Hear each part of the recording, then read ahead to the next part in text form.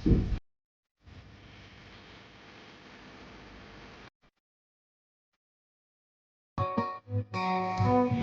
by Blou Porselein Gasteklas. My naam is Theresa en ek verwelkom altyd die Cape Camino mense hier by ons.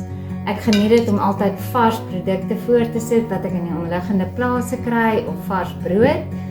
En dis altyd 'n lekker gesellige geleentheid om almal hier by die tafel te hê en om al die stories te hoor van al die pelgrims wat oral heen gestap het en wat van hier af weer hierdie kasteel toe gaan stap.